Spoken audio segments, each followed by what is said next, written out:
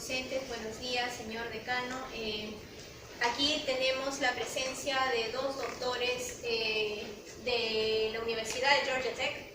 Entonces, vamos a empezar a nuestro conversatorio, nuestra conferencia, y vamos a pasar con la presentación del ingeniero magíster Abel Vergara, nuestro decano, y darle la bienvenida al doctor también Jonathan Pío y al PhD también Cristian Cuba. Cristian es egresado de la facultad y bueno, como ustedes podrán ver, él es una persona que se desempeña extraordinariamente en Georgia Tech como docente y como investigador. I would like to introduce to you both professors from Georgia Tech. This is Dr. Jonathan Pío, and this is also Cristian Cuba. Cristian is a former student from our faculty, and they will both give a dissertation and a conference about biomolecular engineering and also presentation of Georgia Tech. So for now, I would like to give the post to the Dean of our faculty, Master of Science Abel Vergara. So just a brief applause for all of them.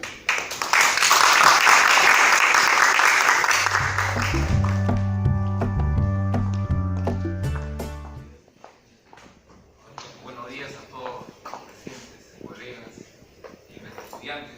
Bienvenidos ustedes, doctores, Cristian Cuba, Jonathan Pío, por estar aquí presente y poder acompañarnos en un momento aquí en la Facultad de Ingeniería Química y Física.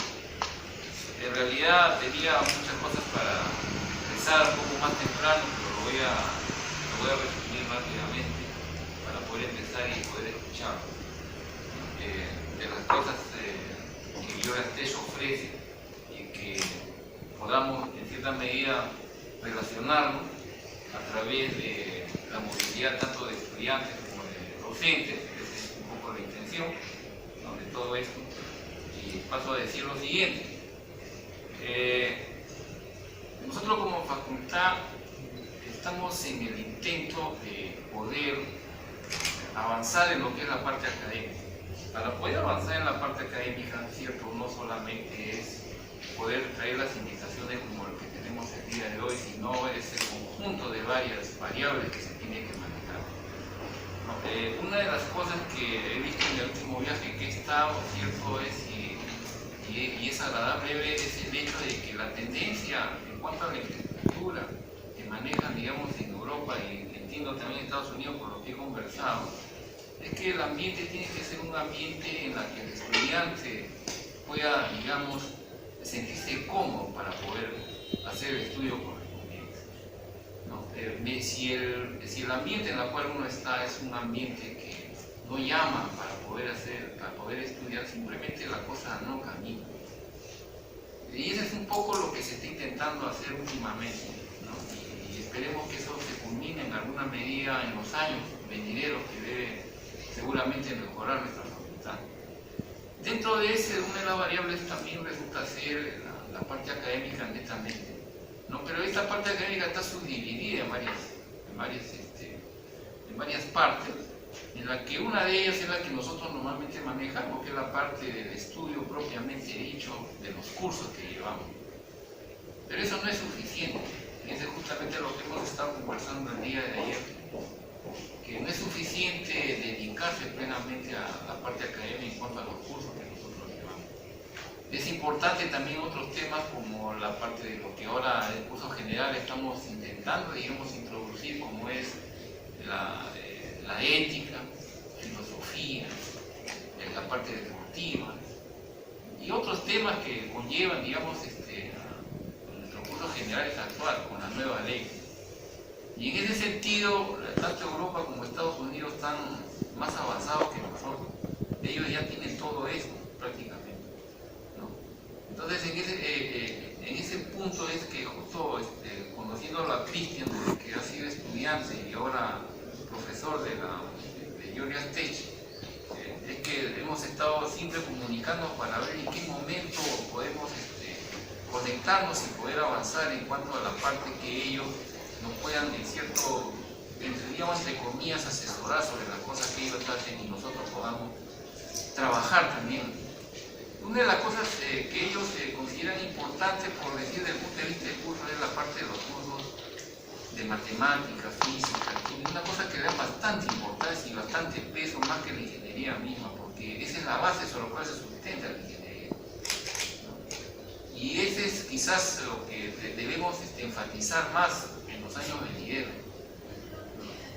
Lo otro que también hemos estado observando dentro de las cosas que se está trabajando y conversando es el hecho de la movilidad de los estudiantes. No es tan fácil esto de la movilidad en tanto de que desde el punto de vista económico eso limita, pero se indica de que los estudiantes medianamente pueden hacer préstamos para poder ir a las universidades correspondientes, tanto como Realizado y otras universidades. Más o menos, digamos, el costo no es tanto, digamos, entre comillas, es alrededor de los $600, 600 euros, como se quiera llevar. Pero cuando el estudiante llega a una universidad como la de Estados Unidos y Europa, si es bueno, simplemente ese costo resulta ser cero, ¿no? Porque lo acoge y hay forma de ser acogido. Y en tanto los docentes es básicamente lo mismo. Entonces la parte económica como que inicialmente puede pesar, pero al final no pesa siempre y cuando el trabajo del estudiante se manifieste en el lugar donde uno quiere. Dentro de esa tónica y otras variables que se está manejando, es que hemos invitado justamente aquí a los colegas, a los doctores con el ánimo de poder, digamos, introducirnos un poco adicionalmente a nuestro día a día, introducirnos un poco a los temas que corresponden de una universidad que vendría a ser la segunda universidad de Estados Unidos en cuanto a ingeniería química. Eso está ahí en la página web, fue tercero hace un año, este año creo que es segundo, ¿no? Y la primera es el MIT, y justo conversando con Cristian yo le decía, bueno, ya es tiempo de poder ya comenzar a trabajar un poco este tema y empezar, y esperando que las autoridades que lleguen después también se animen, digamos, a poder continuar con este llamado desde el punto de vista académico. En este sentido, yo te agradezco, doctor Fillo, te agradezco, Cristian Cuba, de haber venido con mucho esfuerzo, ciertamente, de la facultad para poder tenerlos aquí y poder conocerlo y un poco motivar a los estudiantes como a los docentes de lo que significa una universidad top, por decirlo de alguna manera, ¿no? Y eso es a lo que nosotros estamos aspirando, sobre todo como facultad, que es nuestro trabajo del día a día. Muchas gracias y bienvenidos y espero que las cosas nos vayan bien. Gracias. Ok, ¿cómo quisieran que tenga mi presentación? ¿En inglés o en español? Lo digo en inglés porque mi colega habla sobre inglés. No sé si se va a ver un poco extraño hacer las transiciones entre los tiempos. ¿En inglés? Ok, muy bien, para practicar ese es el ánimo. Ok, comenzamos. So first of all, I would like to acknowledge all of the faculty that invite us to this, my former university, the National University of Engineering. I'm very happy to be here and very excited to share with you a little bit of what we do at Georgia Tech. Before I start my presentation, I would like to also acknowledge that Atlanta is one of the most growing economies in the United States. So we have around 33,000 students. That is for what we call undergraduate, so getting their bachelor's, and also including master's and doctoral students. We have, for the population, about 60% of the undergraduates come from Georgia because we are a public university, and Georgia is one of the states, and we have to serve the state's interests. So 60% is from Georgia, but 15% comes from other states in the United States. But then quite a significant number, maybe about a quarter, 24%, are actually from other countries. So it's quite a diverse institution. Just let me interrupt that. Those percentages are actually from the undergrad population, but if you apply for a PhD, those numbers actually is around 55, if I remember correctly, that comes from abroad. So you will find in the PhD people from India, from China, from South America, from the United States, etc. We are Georgia Tech, and that's because just like here, we focus on engineering and sciences. We do have other departments, but most of the students are in engineering. So the College of Engineering, that is including mechanical engineering, electrical engineering, all the other engineering, is the largest one in the United States in terms of the number of students and faculty. All the undergraduate program of the engineering are actually in the top 5 in the United States. So basically, this is all of our engineering programs, and you can see across the United States, we basically are in the top 5 in any of the programs that you can think of. Mechanical engineering, civil engineering, chemical engineering, all of our engineering programs are in the top 5. And that was from the last year. No, I think I can. So let's talk about chemical engineering. So we talked about a little bit of Georgia Tech. I would like to start doing some active learning right here, and I would like to talk in groups. And let me know what do you think are the next challenges for chemical engineers. So in what areas do you think you will be working once you graduate? You can talk to each other, and I will collect answers after those talks. So what do you think you will be working at? Oil refineries or minerals? What do you think you will be working at?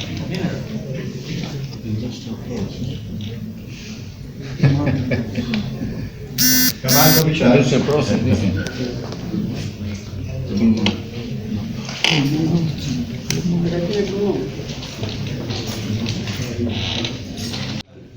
Okay. What about here? Where do you think you will be working?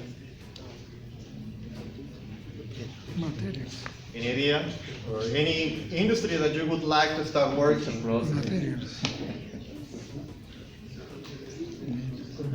What about any volunteer at the back?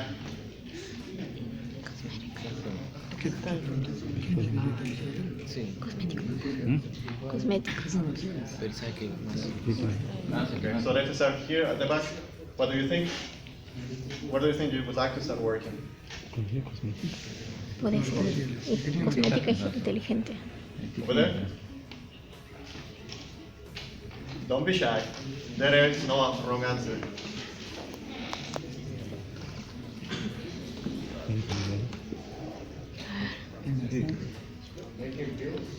Fuels, oil industry. What else? Oil and industry. What else? Cosmetic. Natural gas, perhaps. What else? Food. Food.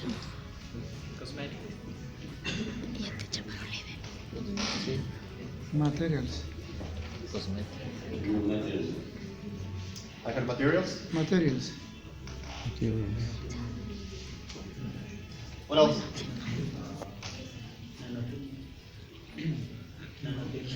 Nanotechnology.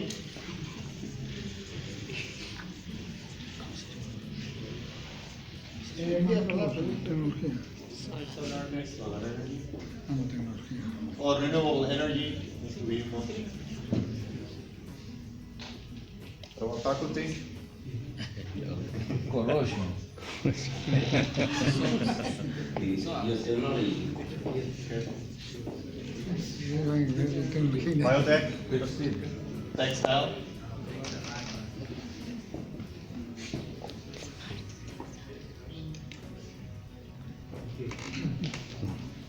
Polímero.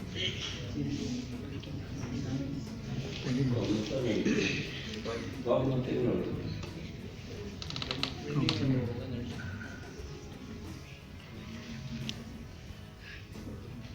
Okay, so I have highlighted this possible path for a chemical engineer, and I would like to let you know that the traditional chemical engineer was actually focused on oil and refinery, natural gas, and basically that trend is moving a little bit away.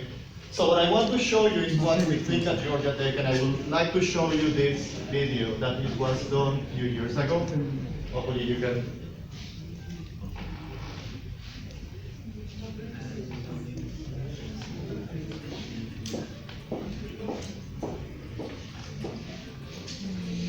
I would like to share what is our current view for a chemical engineer.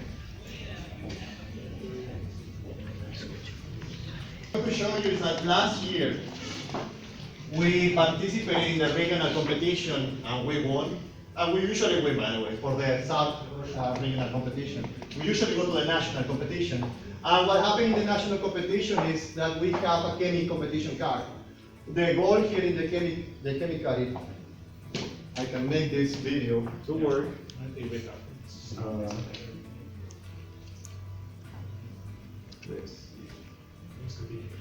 That's right. Okay, so for this one, don't think you would be able to make this sound. Actually, I think I have the video.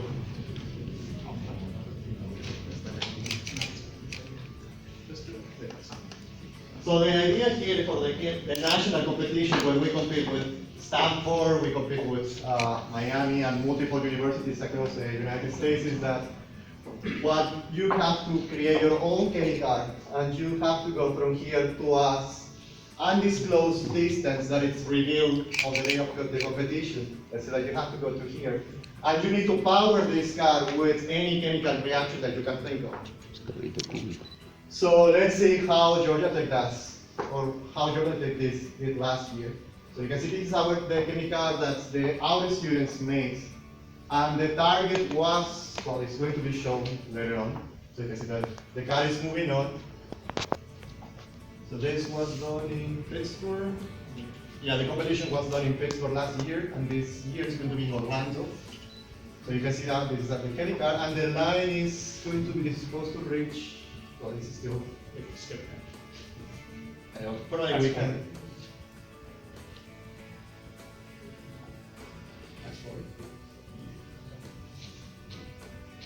So the line right here, the line that it's supposed to reach is this blue line.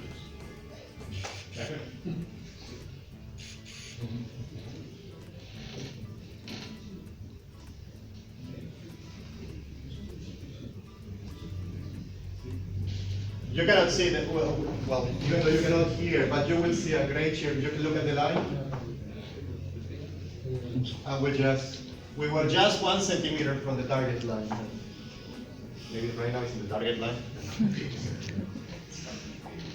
And you cannot hear, but there is a lot of audience trying to applaud because this was a great achievement by our students.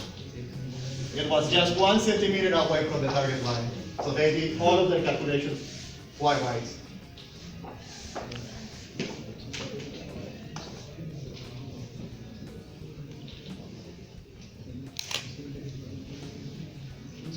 So let me go back to they participated in the competition. I encourage you to also participate if you are a chemical engineering student. We also, in the national competition, we have a lot of winners for the poster and research presentation. Spring Wax, which is a 4.0 out of our student. He got the first place, along with Josh Widow and Josh Chu, who represented Dr. Pillars, Dr. Ramirez, and Dr. Liu's lab. And we also have Judy, who was my undergraduate TA, and she got third place. So there are a lot of things that our students are currently doing, and the Georgia Tech student chapter is actually, they are doing such a great job that each year they are actually the winners of the most outstanding chapter award.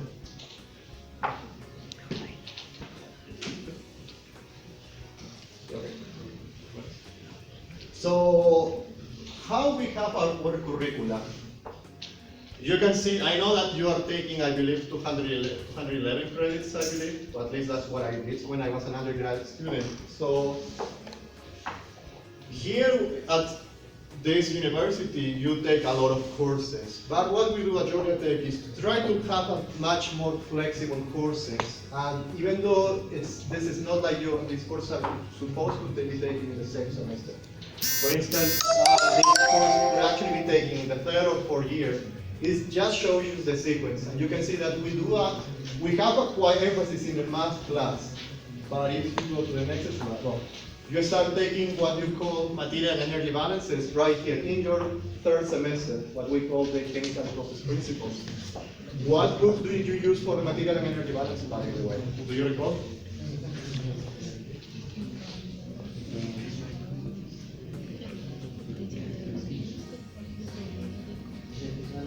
If you recall, what book did you use for this course for the material and energy balance? You might recall that it is actually done by Rousseau. You might remember that book. And by the way, Rousseau, the person that actually wrote one of the most famous chemical engineers books, was actually the chair of our department. He chaired our school for about 20 years, 25 years, and well, then he's just now retired, but you can always see him in the office. After this Phoenix Take 2100, they will start taking numerical methods and thermodynamics 1, and after they pass, well, right now they take thermodynamics 2, they take transport phenomena 1, then they take what we call the trifecta, which is a combination of transport phenomena 2, separation classes, and kinetics and reactor design. After separations, basically they take process control lab, unit operations, and well, we have economics here, which is what we call design 1. We have our custom senior design and process safety and ethics. But across all of these courses that you can see here from chemical engineering, the students actually take certain electives. You can see chemistry elective, but also the students take engineering elective. So they can take courses from mechanical engineering. They have to take actually courses from mechanical engineering, civil engineering, because what we want to encourage our students is to not only focus on chemistry, but also look at what other engineering majors are doing. But also not only engineering courses, we also ask, they are required to take courses from humanities, social sciences. They also are even required to take some electives like are basically sports. How can I just live and how can I live? Or what is the, Dr. Phil is going to show the list of the courses. Basically, there is a course actually called Wellness, where you have to take one of the most appropriate ways in which you should unstress. So we don't want our students to stress because we do care about their well-being. They even have courses like Harry Potter, and I'm not joking. There are students that there is a course that you can learn about those books. And it's mostly because we think that we care about how good are you for engineering, but also we want to show that you're going to do the best as long as you do what you like. And if you like reading books, if you like doing economics, if you think you like to study history, that's the way in which we encourage you to do that. Because if you do that, you will be much more confident into applying what you are going to learn in your core classes. Here you have just chemical engineering elective. These courses is tech elective, like what you can do in mechanical engineering, like civil engineering. We have the social sciences, like history, politics, and there is humanities right here. There is one pre-elective. Yeah, pre-elective. Yeah, the pre-elective, like I was saying, I think there is one Harry Potter and courses like if you want to go to the gym, how you can do certain proper exercises. There are other students that perhaps they want to learn Chinese, they want to learn Japanese, they want to learn different languages. Those are the pre-electives that the students can take. Sorry. We do have a very strong background in chemistry, but we are actually allow our students to just go beyond that and try to be what we call a well-rounded candidate, not only focus on technical aspects, but also to be aware of our society, because we need to give back to our communities.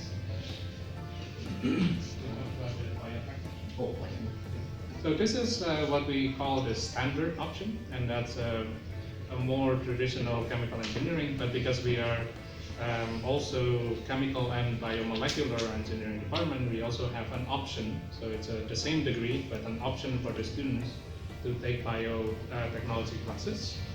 And those are, it's very similar courses, but with some differences. For instance, here for the chemistry, we have them take biochemistry instead of a free chemistry elective. And there are maybe 3 or 4 classes that are different in the chemical engineering courses. That, for example, here bioprocess engineering, and for the unit operations, they do different labs, different experiments that are related to the biotechnology, like a fermentation or an enzyme reaction, protein separation, those kind of experiments.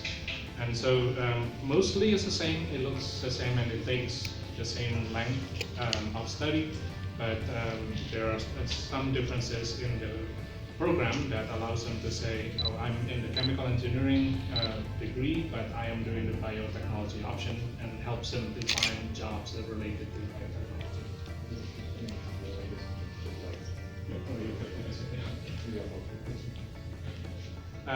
So yeah, the biotechnology option now, maybe for 10 years, I think we have offered maybe 10 to 15 years ago. And that's because of the growing need in the States, in Georgia itself, for biotechnology related jobs.